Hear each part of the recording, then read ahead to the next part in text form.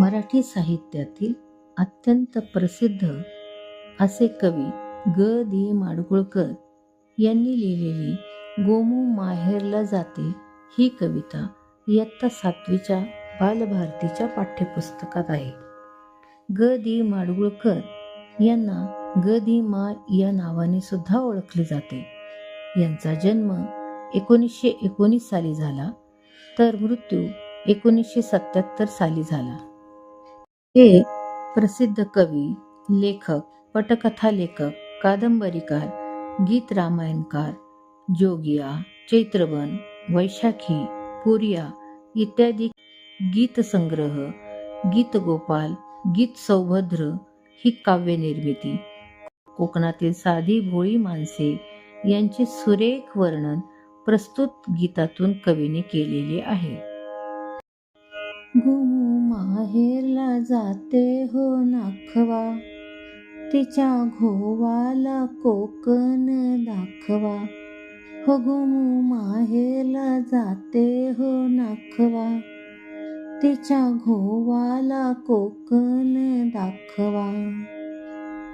दावा कोकणची निळी निळी खाडी, दोन्ही तीराला हिरवी हिरवी झाडी. दावा कोकणची निळी निळी खाडी, दोन्ही तीराला हिरवी हिरवी झाडी. भगवा अबोली फुलांचा ताटवा, हो भगवा अबोली फुलांचा ताटवा. तिच्या घोवाला कोकण दाखवा. हो गोमू माहेरला जाते हो नाखवा, तिच्या घोवाला कोकण दाखवा.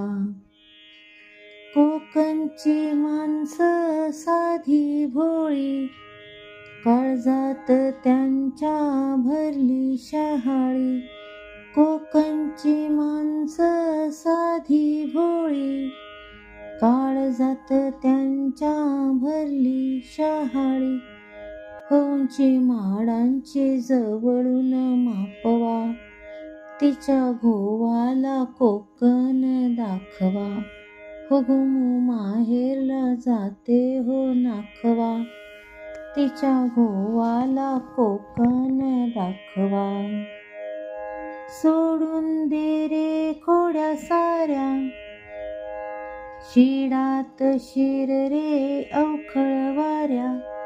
सोडून दे रे खोड्या साऱ्या, शिडात शिर रे अवखळ वाऱ्या. झणी धरणीला गलबत टेकवा, हो झणी धरणीला गलबत टेकवा. तिच्या घोवाला कोकण दाखवा. हो गोमू माहेरला जाते हो नाखवा, तिच्या घोवाला कोकण दाखवा. हो गोमू माहेरला जाते हो नाखवा, तिच्या घोवाला कोकण दाखवा. तिच्या घोवाला कोकण दाखवा.